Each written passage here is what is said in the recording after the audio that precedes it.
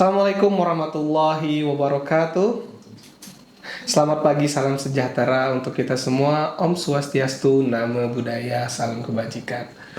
Eh, Selamat pagi, halo Sobat Informasi, khususnya masyarakat Kabupaten Sarolangun. Kembali lagi pada hari yang cerah ini, saya Iqbal Alili selaku host dari podcast Ruang Informasi, yang mana pada hari ini kita akan melakukan episode dari podcast Ruang Informasi, yaitu Jaksa Menyapa. Kita kehadiran bintang tamu sekaligus narasumber yang luar biasa dari Kejaksaan Negeri Sarolangun. Nah, telah hadir bersama kita bintang tamu sekaligus narasumber yang cantik-cantik dan ganteng-ganteng ya. Di sini saya di apa ya istilahnya nih, saya dikeroyok nih dan mau 3 orang ya, ada 3 orang narasumber nih.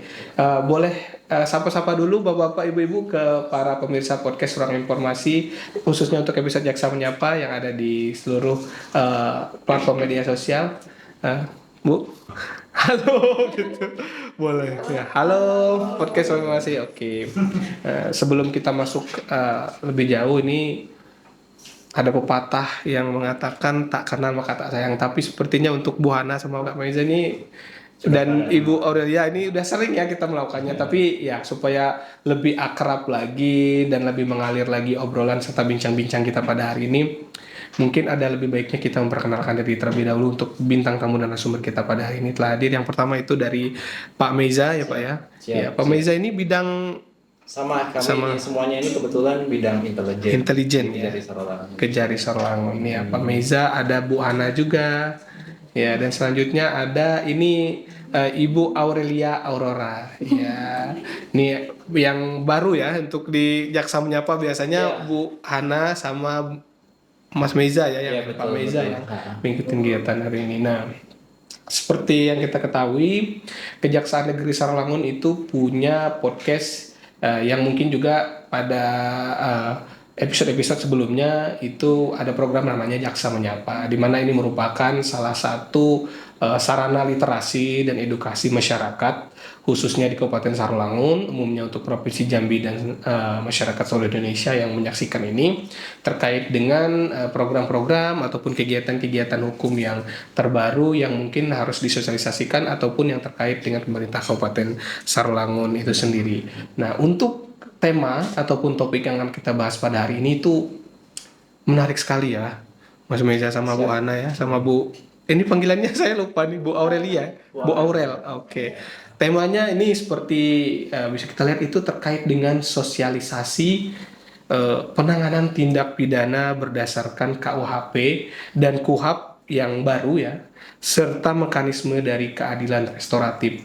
Nah, di sini seperti yang kita ketahui sendiri, ini kalau bagi orang awam mungkin mendengarnya apa ya, masih cukup bingung gitu, tapi kita sering mendengar gitu, misalkan di TV ataupun di podcast sering disebutkan KUHP ataupun KUHAP terkait dengan tindak pidana. Nah, tapi saya agak lupa juga nih, eh, Mbak Hana sama Pak Meiza nih, saya tadi punya pantun sebenarnya, tapi karena saya juga ini kan ya saking semangatnya ngobrol, jadi ini apa namanya, lupa pantunnya.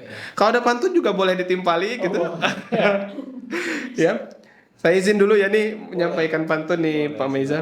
Pergi ke pasar membeli ikan, ikan dibeli di pagi hari.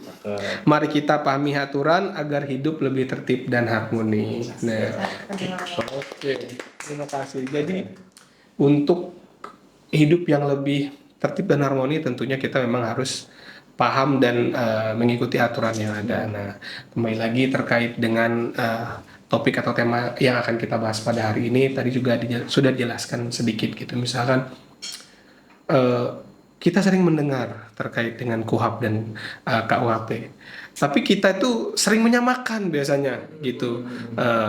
Pak Meiza, Bu Hana sama Aurel kan, kalau orang kan KUHP itu biasanya ya sama aja seperti KUHAP. Nah, bisa dijelaskan apa sih yang dimaksud dengan KUHP dan apa sih sebenarnya yang dimaksud dengan KUHAP itu sendiri? Oke. Jadi Bang Iqbal ya. Memang kalau secara masyarakat awam itu sering tukar-tukar ya. Iya. karena namanya juga mirip, cuma Iya. beda satu kata aja. A aja ya. Ada A-nya, satu nggak ada A-nya. Ada A-nya, Tapi iya. cara penyebutannya kalau dibaca cepat juga mirip. Iya, KUHP, kuhap. Iya. Nah, Benar. nah, memang dua hal ini sangat berlainan ya, Iya. tapi menjadi satu kesatuan sebenarnya. Mm-mm. Yang mana kalau KUHP itu adalah kitab undang-undang hukum pidana ya. Artinya apa? Dia mengatur terkait ketentuan umum, delik-delik Iya. perbuatan yang dilarang. Mm-mm. Nah, jadi secara umum Iya. KUHP itu berisikan terkait dengan konsep dasarnya, asas yang berlaku di situ, terus kayak yang orang fokus biasanya itu terkait dengan perbuatannya, misalnya kayak tindak pidana pencurian, Iya. penganiayaan, penggelapan itu ada semua di KUHP. Mm-mm. Sedangkan yang temannya satu lagi namanya KUHP, KUHAP itu adalah aturan terkait dengan penegakan hukum Oh, pidananya. gitu. Nah, Iya. isinya apa? Oh, terkait dengan proses dalam menegakkan hukum, mulai dari katakanlah penyelidikan Ya. di tingkat kepolisian sampai dengan persidangan di tingkat peradilan. Nah, itu diatur semua sampai dengan upaya hukum pun diatur. Iya. Nah, jadi ini sebenarnya kalau KUHAP lebih kepada aparat penegak hukum yang memedomaninya. Cuma masyarakat juga pun sah-sah aja untuk mengetahui gitu, biar tahu kan Iya. gimana proses hukum yang berjalan sekarang. Nah, cuman lebih fokusnya di aparat penegak hukum. Sedangkan kalau KUHP ini sifatnya lebih umum. Di umum. Kan juga ada, kalau saya ingat dulu pas kuliah itu ada namanya teori fiksi hukum. Iya. Teori fiksi hukum itu artinya semua masyarakat tuh dianggap tahu hukum. Nah, jadi kami mengharapkan dengan adanya acara yang luar biasa ini, Bang Iqbal, Iya. masyarakat juga mulai aware gitu, lebih Sadar ya. sadar hukum ya kan, sehingga hukuman-hukuman yang ada diatur di situ bisa dihindari. Nah, itu tujuan kami sama Pak Iqbal juga, biar sama-sama tercapai. Itu Ya. mungkin secara garis besar itu perbedaannya. Iya. Ya sebenarnya kami dari Kominfo kan tujuannya juga untuk memberikan penerangan sekaligus sosialisasi baik itu dalam hal apapun termasuk dalam bidang hukum, terutama dalam kegiatan Jaksa Menyapa ini. Berarti Pak Meza atau Bu Hana atau Mbak Aurel, KUHAP dan KUHP ini satu rangkaian ya untuk dalam tindak pidana itu Singkatnya sendiri. gini, Bang Iqbal. Jadi KUHP itu aturan yang mengaturnya, Oh gitu. KUHAP itu caranya. Oh, Jadi gitu. misalkan di KUHP diatur pencurian tuh berapa diancam sama pidananya. Ya. Misalkan diancam sekian tahun. Nah, KUHAP itu yang mengatur cara dia, bagaimana dia mendapatkan sanksinya. Dan dilihat kan bagaimana profilingnya, terus perbuatannya. Nah, di situ dilihat ancaman pidananya, cara mengadilinya, bagaimana dia dilakukan penangkapan, penahanan, hingga akhirnya eksekusi. Itu diatur di KUHAP. Di KUHAP ya. Ada tambahan mungkin dari Bu Aurel terkait dengan KUHP dan KUHAP itu sendiri? Ini. Paling gini, kalau bahasa sehari-harinya biasanya kalau masyarakat secara sederhana itu kalau KUHP ini hukum material ya kan. Oh gitu. Sedangkan KUHP ini hukum formil. Oh gitu. Jadi material substansi, artinya kan substansi ya kalau material. Ya. Kalau formil ini ya formalitas acaranya. Oh gitu. Jadi sepaket lah istilahnya ya. Memang tidak bisa dipisahkan keduanya ini, walaupun substansinya berbeda. Oke. Sama perlu diapresiasi juga Mas Iqbal, KUHP baru ini adalah produk kita. Sebenarnya aturan kita kan turunan dari Belanda. Oh iya. 1880. Ya. Wih, sudah lama sekali berarti ya. Lumayan berumur, Bang Iqbal. Oh gitu. Jadi KUHP ini kalau nggak salah tahun 1946. Berarti sudah hampir 80 tahun. Iya. Baru diperbarui di tahun ya? 2023 kemarin. Iya. Dan mulai berlaku 2026. Sedangkan KUHP ini tahun 81 kalau nggak salah ya. Berlaku 2026 juga. Wih, menarik sekali ya dengan KUHP. Tentunya perkembangan hukum di Indonesia seperti yang kita ketahui sendiri di era yang serba cepat seperti sekarang itu pembaruannya itu harus dipercepat juga dan harus dipertinjau lagi, menyesuaikan zaman gitu. Karena juga di era digital seperti sekarang kan masyarakat itu harus tahu seperti apa gitu kan, terutama untuk permasalahan hukum ataupun hal-hal yang baru gitu. Nah, selanjutnya itu sendiri perbedaannya apa sih kira-kira apa untuk dari KUHP dan KUHP yang lama sama yang baru, ada perbedaan apa yang sejauh ini bisa dirasakan ataupun bisa dilihat di masyarakat gitu?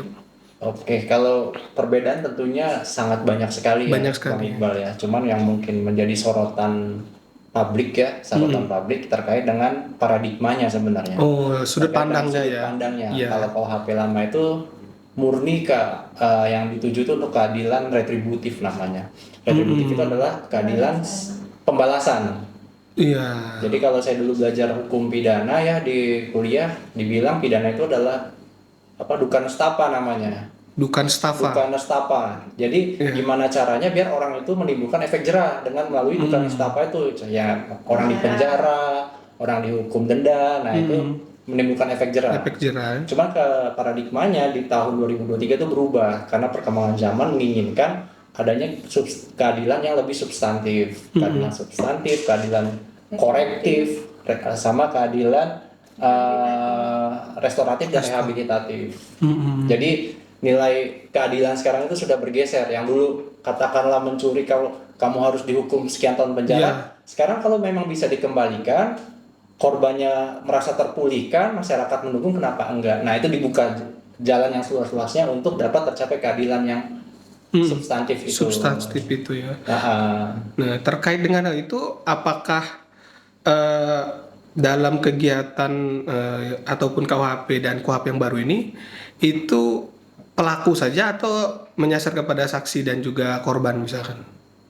baik, kalau terkait dengan pelaku saja, saya rasa semuanya ini. Semuanya ya. Ini secara umum terjadi banyak perubahan, termasuk juga kepada para penegak hukum. Aturan bermainnya itu sudah berubah. Jadi istilahnya budaya-budaya lama atau hal-hal yang istilahnya banyak menimbulkan persepsi negatif, ya kan? Itu mulai semakin disempurnakan. Nah, tujuannya adalah untuk kepentingan pembelaan terhadap harkat martabat manusia itu sendiri. Dan juga gimana caranya korban itu mendapatkan keadilan yang tadi itu, misalnya ganti rugi. Jadi pidana penjara itu bukan menjadi satu-satunya cara untuk mencapai efek jerah tersebut. Bisa juga diganti dengan pidana denda. Nah, itu yang paling banyak disorot itu masalah itu, hukumannya yang semula itu agak kaku ya, karena dulu itu cuma ada 5 bentuk hukuman. Sekarang ditambah misalnya ditambah dengan pidana pengawasan hakim misalnya, pidana pemaafan hakim, terus ada juga pidana kerja sosial. Nah, jadi sangat beraneka ragam nih sekarang, nggak cuman pidana denda, kurungan, ya kan? Kalau dulu ya kan? tahunya kan kalau masyarakat kan, misalkan saya juga sebagai masyarakat awam, ya kalau yang mungkin mengikuti KUHP atau KUHP yang lama, ketika kamu melakukan tindak pidana, kamu masuk penjara gitu. Betul. Sekarang belum tentu ya. Kalau ini misalnya katakanlah tiba-tiba ada orang asing yang suka ngebersihin jalan, ya itu barangkali ada pidana kerja sosial di situ, kita nggak tahu. Oh gitu. Iya, seperti kejadian misalnya mungkin di Sarawang belum ya, tapi di beberapa daerah di Indonesia lain ada yang misalnya kerja sosial untuk membersihkan masjid, membersihkan fasilitas umum. Iya, tapi itu sesuai biasanya sama hukuman atau tindak pidana yang sesuai dilakukan. Sesuai dengan derajat kesalahannya. Oh gitu. Ya supaya dia lebih lebih bisa masuk ke masyarakat kembali gitu. Oke, siap. Nah, selanjutnya ini terkait dengan KUHP dan KUHP yang baru ini, kalau dalam proses penanganan perkaranya ada perubahan yang lama sama yang baru? Kalau penanganan perkaranya tentunya ada. Ada ya Mbak Ana ya? Terutama di perkara narkotika ya. Dan termasuk Sarawak ini daerah yang tinggi kasus narkotikanya. Nah, di undang-undang yang baru ini diatur menghapuskan pidana minimum. Iya. Ya, jadi tujuannya kadang kan juga banyak dilakukan penelitian, profiling, mengapa seseorang itu melakukan tindak pidana. Diketahui mereka melakukan peredaran narkotika itu juga salah satu sebagai bentuk mata pencarian. Oh gitu. Ya, sebelumnya di Undang-Undang Narkotika tahun 2009 itu dia terpidana minimum. Minimum Jadi ya. peredaran narkotika sebagai pengedar itu minimum 5 tahun. Tapi dengan adanya KUHP dan ada undang-undang penyelesaian pidana itu menghapuskan pidana minimum. Itu yang signifikan perubahan aturannya. Jadi maksudnya pidana minimum ini si pelaku ini Ya. misalkan terlibat narkoba, jadi tidak ada batas minimumnya gitu, atau Ya. gimana bisa secara sederhananya? Kalau dulu diatur itu minimumnya 5 tahun. 5 Jadi, tahun. tidak boleh dituntut dan diputus di bawah minimum. Oh gitu ya ya. Tentunya ini juga menjadi penekanan dan juga himbauan khususnya kepada masyarakat Kabupaten Sarolangun, khususnya yang ingin melakukan tindak pidana di bidang narkotika ataupun narkoba, jangan macam-macam ya. Sekarang lebih ketat lagi aturan dan tindak pidana yang dilakukannya. Nah, terkait dengan KUHP dan KUHP ini sendiri, tadi kan sudah dijelaskan juga ada yang namanya mekanisme keadilan restoratif. Nah, kalau restoratif, ya banyak masyarakat pasti orang yang pernah mendengar juga, ataupun mungkin para pemirsa podcast Ruang Informasi Jaksa Menyapa, atau yang familiar itu biasanya restoratif justice. Ya yang istilah kerennya lah gitu kan, restoratif justice atau keadilan restoratif. Nah, sekarang mungkin ini istilah baru, restoratif, mekanisme keadilan restoratif ini istilah yang baru, atau sebenarnya itu merupakan restoratif justice itu sendiri? Jadi kalau mekanisme keadilan restoratif ini kan bunyi di KUHP-nya ya. Di KUHP-nya. Cuma semangatnya sebenarnya sudah ada dari beberapa waktu yang lalu ya. Ketika restoratif justice itu digaungkan juga, termasuk sama kejaksaan ini kan lumayan banyak upaya untuk restoratif justice ya. Sebenarnya konsepnya itu sama, cuma sekarang itu lebih digaungkan lagi di KUHP baru.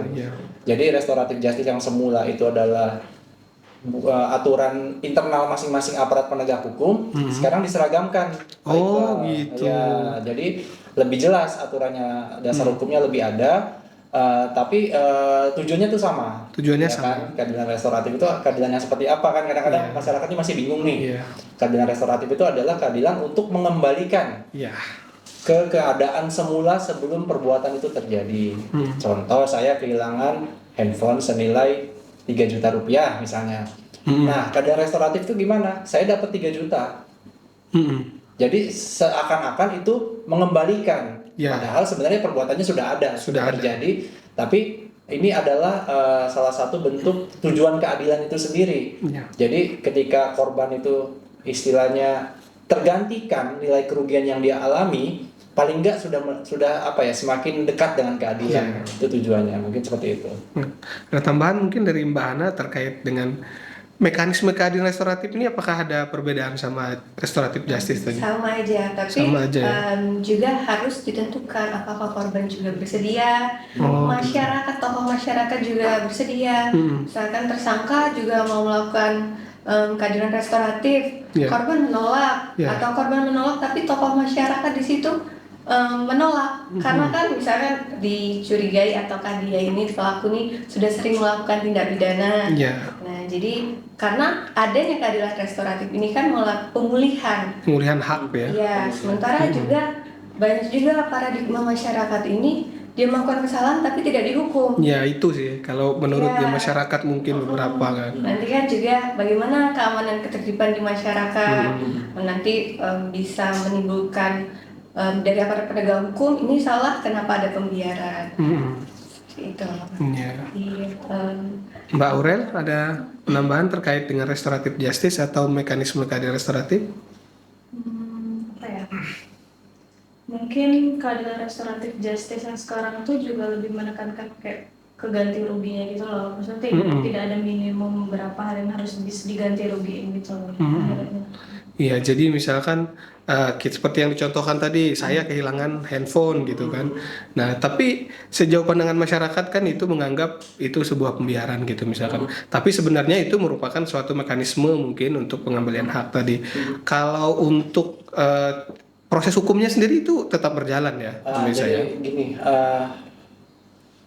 saya juga kurang lengkap tadi untuk memberikan penjelasannya. Jangan sampai masyarakat mengira ketika saya mengambil barang 3 Juta, 3 juta sudah ganti selesai ya. 3 juta Iya. selesai, nggak seperti itu. Itu adalah salah satu contoh secara umum aja. Secara umumnya. Secara umum. Tapi tadi yang disampaikan Bu Hana ada beberapa persyaratan tentunya. Iya. Ada beberapa persyaratan yang harus dipenuhi untuk mekanisme keadilan restoratif ini, ya kan? Misalnya katakanlah orang ini pelaku pemula. Nah, ini harus digarisbawahi ya. Pelaku pemula itu apa? Orang yang baru pernah Pertama kali melakukan, ya kan? Dia itu mungkin tidak ada latar belakang yang jahat di kehidupan dia sebelumnya. Mungkin karena ada alasan tertentu yang memaksa dia untuk membuat perbuatan tersebut sehingga dia akhirnya mau melakukan perbuatan pidana tersebut. Nah, ini masih bisa dimaafkan nih, masih bisa untuk diterapkan mekanisme keadilan restoratif. Terus ada juga itikat baik untuk ganti kerugian seperti yang dikatakan Bu Aurel tadi. Ada juga istilahnya dukungan masyarakat. Nah, kita juga kan keadilan restoratif ini kan ada di tengah-tengah masyarakat nih. Jangan sampai masyarakat pun tidak mendukung, ya kan. Kalau memang bisa diselesaikan secara kekeluargaan, katakanlah memang masyarakat pun mendukung, tokoh agama, tokoh masyarakat juga mendukung juga, Support, ya kenapa ya. enggak, ya kan. Tapi proses hukumnya yang tadi ditanyakan, ya kan, proses hukum masih bisa berjalan, Tapi ada instrumen kalau saya nyebutnya itu exit plan-nya. Misalnya kalau di polisi namanya itu penghentian penyidikan, SP3 kita kenalnya. Kalau di penuntut umum ada namanya penghentian penuntutan, ya kan. Nah, kalau di peradilan itu kalau mekanisme keadilan restoratif ini lebih kepada pengurangan hukuman sebenarnya. Jadi exit plan-nya itu banyak. Ketika masuk di tingkat di penyidikan dia bisa SP3, sudah di tahap penuntutan dia bisa penghentian penuntutan, di peradilan dia bisa dikurangkan, diringankan hukumannya, diputus lebih ringan kayak gitu. Iya, menarik sekali ini yang dijelaskan ini sebenarnya daging semua nih kalau masyarakat ini pengen menyimak secara ini ya, karena di era seperti sekarang kan kita di era digital ini tentunya kita juga harus mematuhi peraturan-peraturan dan hukum-hukum yang terbaru. Kadang kita masyarakat secara umumnya kan kesadaran hukumnya masih rendah gitu. Nah, tentu ini juga menjadi PR sebenarnya ya untuk Mas Meiza, pihak kejaksaan dan juga kami sendiri tentu untuk menyampaikan itu, karena sosialisasi ini untuk membangun kesadaran itu tentunya harus dimulai dari hal-hal kecil kadang kan untuk membangunnya. Nah, terkait dengan topik atau tema kita ini, tentu sosialisasi kepada masyarakat apa aja sih yang udah dilakukan dari pihak kejaksaan biasanya, selain dari kegiatan Jaksa Menyapa? Jadi kalau misalnya dari kami sendiri, kami kan sebenarnya ini upaya penegakan hukum ini, ya kan, seperti yang mungkin di episode sebelumnya saya sering ngomong nih, sosialisasi itu adalah bentuk penegakan hukum, tapi preventif, ya kan, bukan orang taunya kan penegakan hukum itu ya persidangan, penangkapan gitu kan. Itu retributif namanya. Aksinya lah ya istilahnya. Itu setelah terjadi. Ini kan sebelum terjadi. Pas peranya ya sebenarnya. Peranya, ya kan. Nah, jadi kalau kejaksaan itu memang sangat berupaya untuk mensosialisasikan ini. Misalnya dengan cara kami menjadi narasumber. Ada undangan, misalnya dari teman-teman instansi lain atau dari pihak manapun, ketika memang bisa kami untuk bantu untuk mensosialisasikan, kami akan ikut, ya kan. Itu salah satu bentuknya juga, termasuk juga dengan kegiatan ini. Ada juga mungkin produk kami namanya Jaksa Masuk Sekolah, ya kan, yang rutin. Ada juga Penkum ya Bu Hana ya, namanya Penkum ke instansi atau ke daerah-daerah lain yang ada di Kabupaten Sarawangun. Nah, bisa ke masyarakat juga. Nah, ini salah satu bentuk upaya kami sih. Nah, terkait dengan tema kita pada hari ini itu, selama melakukan sosialisasi misalkan sebelumnya tentu ada hambatan-hambatan dalam penegakan KUHP dan KUHAP yang baru yang mungkin sering ditemukan ya. Itu biasanya apa aja sih hambatannya yang ditemukan pihak kejaksaan terutama kepada masyarakat itu sendiri gitu. Baik. Jadi kalau hambatan itu tentunya pasti ada ya, karena kan ini kan proses pembaharuan. Proses pembaharuan yang 80 tahun yang lalu mungkin sangat jauh sekali ya. Berarti itu, mohon maaf nih pemirsa sebelumnya, itu kita berarti masih menggunakan KUHP lama itu dari terjemahan bahasa Belanda ya? Betul. Oh, gitu.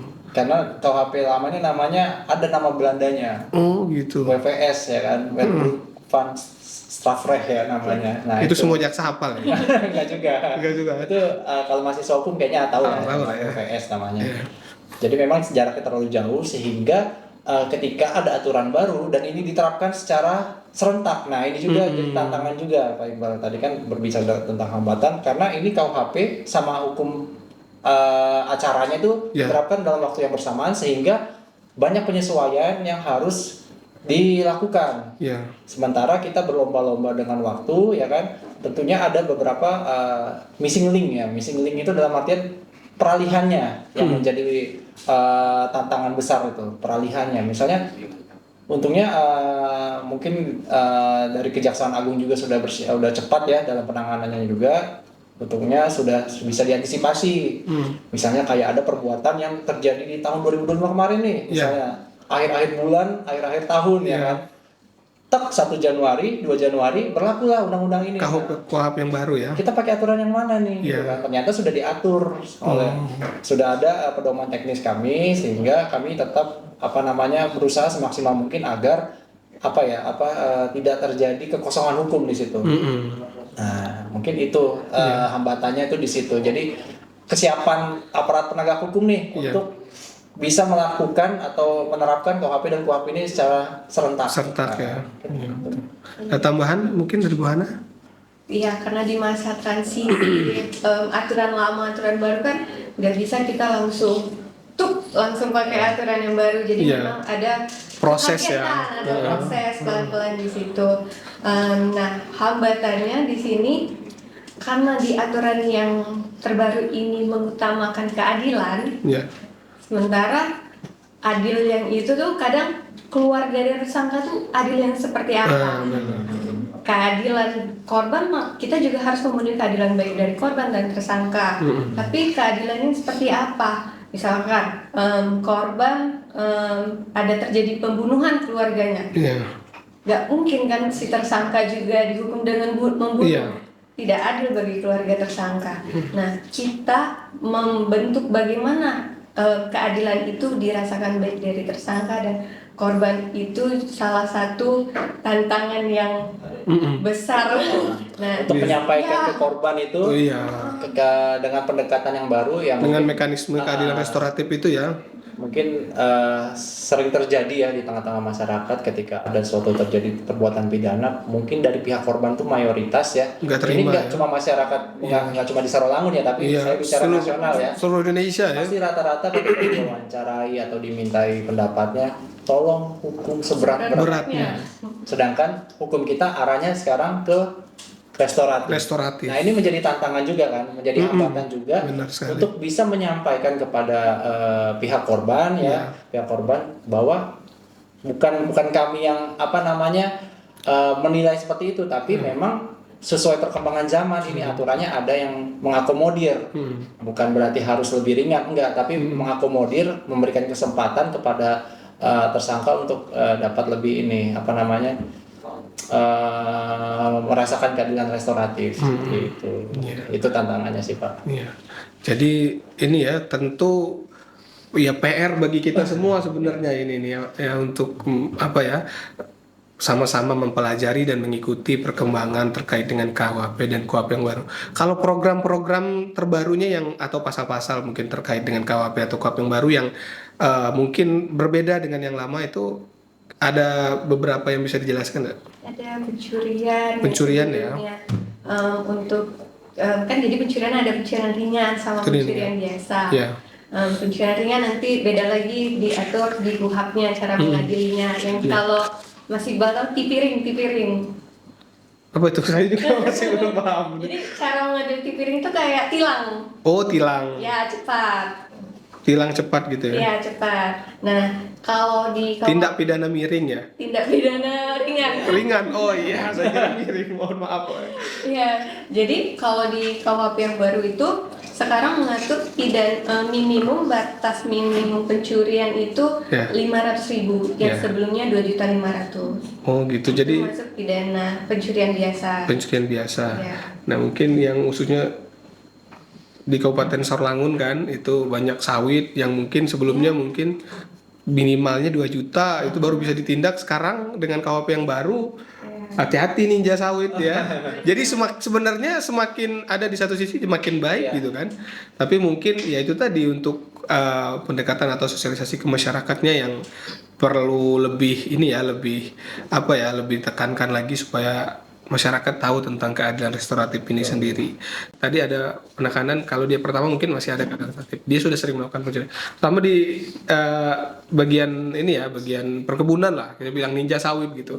Nah, tapi jumlah yang diambil misalkan gitu yang ini itu di bawah 500 sedikit di bawah 500.000 misalkan gitu. Nah itu apakah kita bisa tindak dengan KUHP atau KUHP yang baru atau memang harus masuk ke 500.000 misalkan gitu di batasan minimalnya? Kalau saya melihat tergantung dengan duduk perkaranya. Oh gitu ya. Ya kan? Karena pencurian itu nggak cuma pencurian ringan atau pencurian biasa nggak, tapi ada juga pencurian pemberatan. Pemberatan ya. Di KUHP yang lama pencurian pemberatan itu menghapuskan denda minimal, batas minimal. Batas minimal. Contoh, Pak, ada perkara di Sarolangun ini, saya nggak nyebut siapa ya, tapi katakanlah dia mengambil tabung gas LPG. Ya, tabung gas LPG kan, mohon maaf harganya mungkin tidak setinggi itu ya. Setinggi itu. Karena kerugian 150.000 atau 200.000 satu tabung. Kebetulan satu tabung juga yang diambil. Tapi dia bisa dijerat karena dia pencurian dan pemberatan.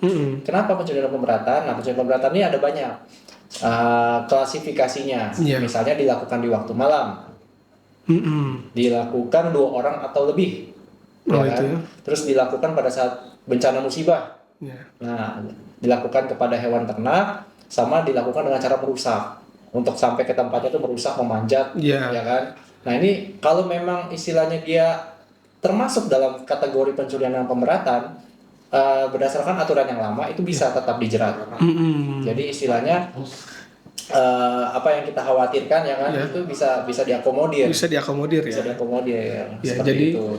Tapi itu menghilangkan batas minimal tapi dengan persyaratan tadi pemberatan. Ya. Oh, tentu sangat ini masyarakat tentu sangat excited sekali mungkin selama ini.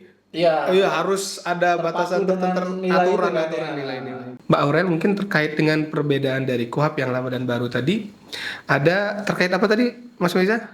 Terkait dengan pengakuan bersalah. Nah itu bisa dijelaskan sedikit terkait dengan pengakuan bersalah itu biasanya dilakukan oleh tersangka atau terdakwanya gitu loh. Kalau misalnya dia benar melakukan hal itu, jadi itu bisa termasuk untuk dalam pengurangan masa tahanan seperti itu. Jadi namanya pengakuan bersalah. Iya, lebih kooperatif gitu ya. Maksudnya ketika disidak ataupun ditindak dia mengakui kesalahannya gitu. Nah, kalau keterkaitan antara KUHP yang lama dan baru dengan hukum adat itu sendiri apakah ada keterkaitannya, Pak Meza? Baik, jadi kalau hukum adat memang di KUHP yang sekarang itu memang diakui law kan, kalau bahasa kerennya itu living law ya. Hukum yang hidup di tengah masyarakat ya kan. Nah memang secara konseptualnya sudah ada tempatnya. Nah cuman memang menjadi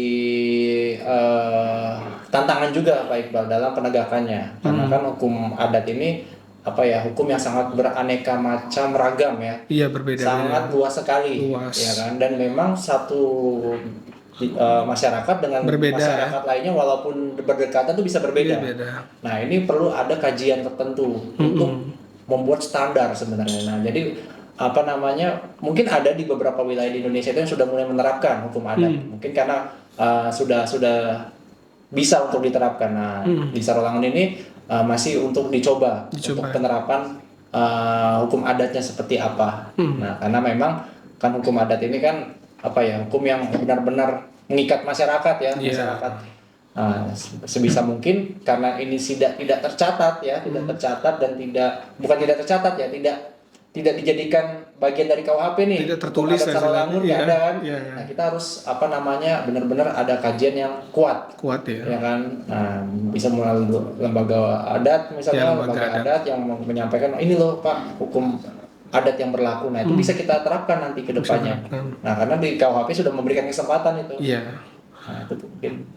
Ya, jadi kan kita tuh masyarakat nggak bisa dihukum 2 kali dalam satu perbuatan tindak pidananya, Mas Iqbal. Nah, di Sarwangan ini kan juga ada hukum adatnya sendiri. Saya juga pernah waktu itu menangani satu perkara kecelakaan Kecelakaan ya. dilakukan dengan hukum adat tepung tawar. Iya, Biasanya di tepung sini tawar. ada tepung Iya, tawar. tepung tawar ya. Ya, jadi perkara itu dilakukan pengertian penuntutan di tahap kejaksaan. Kenapa dilakukan hukum adat? Balik lagi kan, hukum adat itu diakui dengan adanya KUHP yang baru ini. Sementara sudah dilakukan hukum adat, dia nggak bisa lagi dong dilakukan hukum secara gitu. konvensional hukum Indonesia. Iya. Nah, tapi bagaimana pembatasan pembedaan antara hukum Indonesia dengan hukum adatnya? Misalkan masyarakat ini kan setiap masyarakat desa itu ada lembaga adatnya. Ada. Nah, misalkan dia melakukan pencurian, ada kasus-kasusnya tuh, mereka misalkan didenda sapi ataukah dipancung. Tapi apabila hukum adat itu mengakomodir pidananya berat dibandingkan hukum Indonesia, maka para penegak hukum wajib menarik itu. Jadi misalkan Mas Iqbal melakukan tindak pidana perkelahian. Iya. Perkelahian di situ Mas Iqbal mungkin dipasung kakinya beberapa bulan atau sampai dipukuli, itu kan Lebih berat ya. Lebih berat. Iya. Nah, aparat penegak hukum di sini wajib menarik hukum itu ke hukum Indonesia. Seperti itu ya. Nah, selanjutnya kalau ini diberlakukannya kapan sih Pak Meiza? Berlaku KUHP yang penerapannya baru ya. per tahun ini, Tahun ini. 1 Berarti sudah 3 bulan ya. sudah 3 bulan berjalan. Nah, selama 3 bulan ini tentu ada beberapa kasus atau contoh terkait dengan penerapan KUHP yang baru di Kabupaten Sarlangun. Tentunya ada. Ada ya. Kan? Tapi mungkin untuk 1-2 bulan pertama itu lebih kepada masa peralihan ya. Masa peralihan Masih ya. pakai.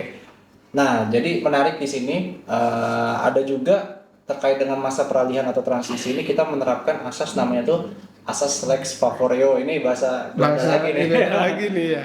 Itu intinya kita mengedepankan yang paling menguntungkan tersangka atau pelaku. Hukum yang paling menguntungkan. Jadi bunyi di KUHP itu seperti itu. Ada namanya lex favoreo. Nah, ketika misalnya orang ini yang saya bilang tadi melakukan tindak pidananya di akhir tahun ya kan, sementara di 2 Januari sudah ketok nih ya kan, berlaku aturannya. Nah, kita bandingkan ini aturan yang lama baru, sama yang baru ya. Aturan lama kita bandingkan yang mana lebih menguntungkan. Gitu. Misalnya katakanlah pidana badannya sama. Iya. 4 tahun 4 tahun. Kita lihat dendanya nih. Ada yang dendanya maksimal 200 juta, ada yang dendanya maksimal katakanlah 10 juta. Nah, yang lebih ringan mungkin lebih yang 10 juta. Nah, kita menerapkan itu. Jadi ini sangat menarik sekali karena yang menjadi kita berlomba-lomba itu terkait penerapan asas lex favoreo itu, karena kan tidak mungkin kekosongan hukum ini kita biarkan ya kan. Karena nggak ada aturannya misalnya, nggak mungkin, walaupun ada asas legalitas juga. Nah, cuman apa namanya yang tadi disampaikan mungkin seperti itu. Oke, udah banyak sekali nih informasi. Nah, yang terakhir seperti biasa, apa sih harapan terkait dengan sosialisasi dan penerapan dari KUHP dan KUHP ini, serta gimana sih cara istilahnya membangun kesadaran masyarakat itu sendiri terkait dengan mekanisme keadilan restoratif? Karena ya saya rasa sampai sekarang itu masyarakat masih butuh sosialisasi yang intensif gitu. Untuk mengetahui misalkan saya tuh maunya seperti ini loh gitu, yang berat seberat-beratnya gitu. Sementara kita kan harus mengikuti perkembangan zaman seperti yang Pak Meiza bilang tadi. Jadi kalau harapan saya pribadi sebenarnya kepada para pemirsa yang menontonnya, sebenarnya dengan adanya KUHP atau KUHP baru ini ya kan, memang semakin mengarah kepada keadilan yang sifatnya substantif dan rehabilitatif ya kan. Tapi jangan sampai disalahgunakan ya kan. Jangan sampai disalahgunakan dalam artian yang kayak tadi, saya aman aja nih ya kan, tinggal balikin aja. Jangan sampai ada persepsi-persepsi atau paham-paham yang istilahnya bertolak belakang dengan tujuan itu sendiri, sehingga menganggap remeh gitu kan, menganggap remeh dengan penegakan hukum sekarang, sehingga semakin semena-mena ya kan, sewenang-wenang misalnya. Nah, jangan sampai ada pemahaman seperti itu. Itu yang pertama. Terus yang kedua juga mungkin kejaksaan juga tentunya akan terus memperbaiki atau menyempurnakan aturan-aturan atau teknis pelaksanaan penegakan hukum itu sendiri supaya tujuan dari pembuatan peraturan ini dapat tercapai, ya kan, keadilan restoratif yang tadi Pak Iqbal sampaikan. Mungkin ini kan kita merubah kebiasaan, ya kan, merubah kebiasaan yang dulu pengennya tolong dihukum seberat-beratnya, ya kan, nyawa dibayar nyawa segala macam, ya kan. Nah, sekarang ini memang menjadi PR kami salah satu APH untuk dapat mensosialisasikan dan memberikan pemahaman. Nah, mungkin harapan saya juga agar masyarakat juga lebih peka terhadap perkembangan zaman, jangan sampai termakan hoaks di luar sana, ya kan, termakan hoaks. Kalau bisa hindari langsung menyimpulkan sesuatu hal dari judulnya misalnya, atau dari suatu video tertentu, suatu konten tertentu langsung merasa serba tahu isi keseluruhan informasinya. Padahal enggak, kita harus riset, harus berimbang, ya kan. Oh, dari versinya ini, dari semakin banyak versi semakin bagus dalam menilai. Nah, mungkin biar tidak salah paham kedepannya, mungkin dari saya sih seperti itu dalam penegakan hukum.